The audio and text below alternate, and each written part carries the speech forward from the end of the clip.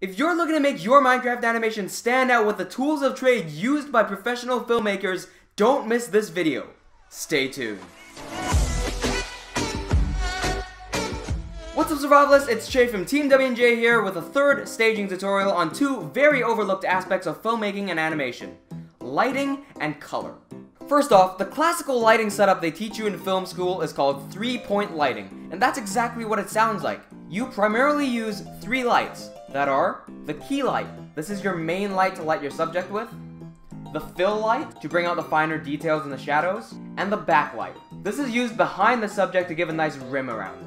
Now, I'll be honest with you, I typically don't use the backlight too much in Minecraft animations, simply because Minecraft characters are most of the time made up of blocks. It's harder to get light to wrap around a blocky object and get that nice rim that we're looking for on a natural human. Real quick, I just want to give a disclaimer. I am primarily a film editor and VFX artist, and I do have some experience with color grading. That being said though, I have never gaffed a single time in my life. Everything about lighting and everything you're seeing right now is just the stuff that I've observed from watching other gaffers work or stuff that I've learned from film school. But rest assured, I've double checked the stuff in this tutorial with my friends who are gaffers, and they say that this is enough for a basic video. All I'm doing for these lights are using an area light. So why am I using an area light instead of a spotlight or an omni light?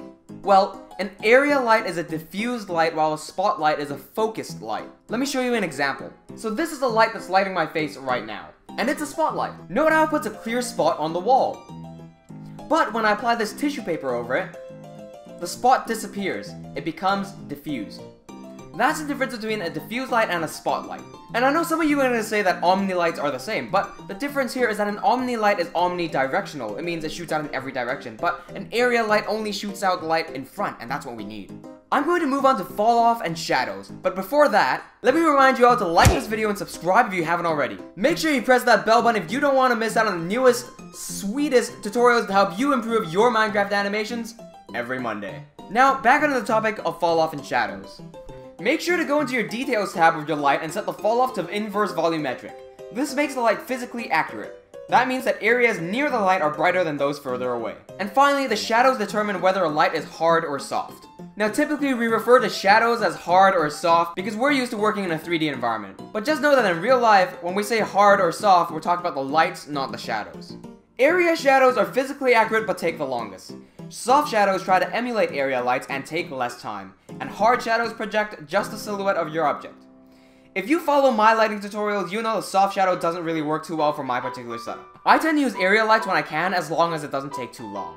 You can learn more about my lighting setup by clicking on my updated lighting tutorial up here. Now there are 3 more lights that are very, very important to know for your Minecraft animations. The first are house lights. Now these aren't in my scene, but these are in my house.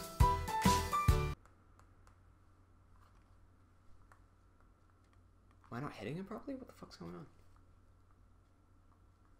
Oh. There we go. It's a remote controlled light. Now house lights are the lights that can be used internally without adding extra lights.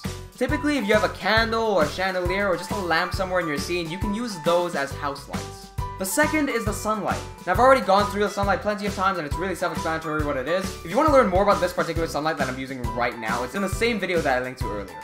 The final type of light is ambient light or room tone. Now this is the reason why my renders don't take that long. Because I don't rely on global illumination.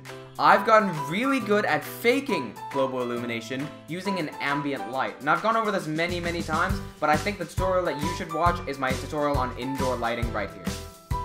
Now that tutorial is quite old and I'm considering remaking it in the future, so check my channel to stay updated. So there you go, that's all the basics of lighting that you need to know to get your scene to look fancy, like this. But now this bridges us onto the conversation of color. And I mean, this is something I'm pretty good at because I've learned and studied color theory to grade my films. Let me mention something very quickly to clear up some confusion. There are only 2 colors of natural light. That is blue and orange. You might go, oh okay, so when I walk outdoors I see the sunlight and that's orange. Wrong. When you're outdoors, the color temperature is blue. Why? Because the sky is blue and global illumination reflects the sky's light down.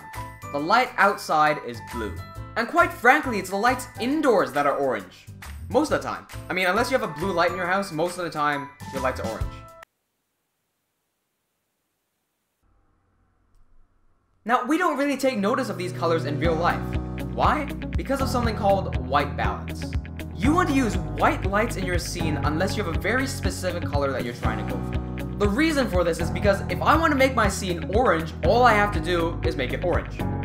However, if I use the blue light and I wanted to make it orange, I'd have to first make the blue white by white balancing it, and then make it orange. Moving on, I want to talk about the importance of color and its significance to storytelling. Color is important to convey the mood of the story, but it's a lot more complicated than red is hot, blue is cold. Now, color can mean so many different things depending on how it's used. Let me give you a few examples. When I use the color red in this scene, what do you think of? Let me know in the comments below. You got a few seconds. Now, you may be surprised to hear that some people immediately thought of love and romance, while others thought of blood and death. Color can mean different things to different people. I bet most of you thought it was blood and death. Now, how can I safely make this prediction? Well, that's because I know my audience is primarily from a Western culture, meaning the association of the color red goes most likely towards blood. Meanwhile, in Asian cultures, red is primarily used to show romance, love, and passion. You know, the good stuff. I mean, this is just one example of how color can affect your scene. I'm gonna give you a few more, but I suggest you read up on color theory and try to learn as much as you can. This has the potential to be a really powerful tool if you know how to use it correctly. So with the other examples, yellow can be a very nonchalant color. When used, it makes the scene feel a lot more lighthearted and less serious. You can consider using this to lighten your mood, pun not intended. Now, blue is the opposite. It's a very cool, sort of scientific color, almost. While of course you can use blue to represent nighttime, I found that the way I'm using it right now in this scene that you're looking at right now, it looks like there's some sort of TV or some sort of electronic device in front of him that he's looking at. Now, green is a fun one. Used right now, I mean, it looks like something bad's about to happen. I'm thinking some witches are in front of him boiling some, like, green, glowing, poisonous potion just in a cauldron, stirring it up in front of him. So let's take all that away and put the grass back in. So like all of a sudden the green is back, but it doesn't feel toxic anymore, and it feels, quite frankly, more natural. Why? Because green is the color of nature. So are you starting to see the power of color? Amazing the amount of mixes and matches you can get just by mashing a bunch of different colors together. But that's still not all. Here's something I do a lot for Levis Leader. Color can be used as a signifier. Now, what does that mean? Well, it's pretty simple. In Levis Leader, the part of the overworld that the series is set in is divided into two parts. We have Lazuria and Sacrasara. You see how I've instantly made you associate with the colors? Lazuria is blue, Sacrasara is red. So now, every time you see this, you can instantly make the association. When you see a blue flag somewhere, you know it belongs to Lazuria. When you see a red flag, oh, it's Sacrasara. If we take a deeper look into Lazuria, we see even more examples of this. The nation of Lazuria has 5 main cities. Each has their own color represented by the cloaks that their king wears. My good friend Lord Ulfrin of Hemorrhage here wears a purple cloak. Why? Let's see. The city of Hemorrhage is a derivative of the word hemorrhage, and the literal meaning of hemorrhage is to bleed out. We're using that word here because Hemorrhage City is the main city that supplies the rest of Lazuria with food and resources. In other words, it bleeds resources. Purple, in this case, can be used to show a bruise, an injury, or a hemorrhage. What else can we associate with the color purple? Well, it's a mixture of red and blue. Red here can mean anger or fierceness, while blue can mean calm and calculated moves. When you add both of those together, you get Ulfrin's personality. The final thing I want you to know is that the shade of purple also affects what it means. Dark purple, for example, it means toxic, poison, or just stuff that isn't good. Think of the amount of times you've watched an anime character that doesn't know how to cook, try to cook something, and it just comes out as a purple monster. Light purple, on the other hand, is more representative of beauty, or femininity. And Ulfrin here is wearing a mid-tone purple, so it's a mix between the two. That just makes up who he is. Now, I've explained to you what the subtext is and all that, but what's more, every time you see the color purple used in Levis Leader in a very specific way, you can now draw the link back from that event to Ulfrin or Hemorrhage. So, there you go. This is probably one of the most theory-driven videos I've ever made, and I'm pretty proud of it, to be honest.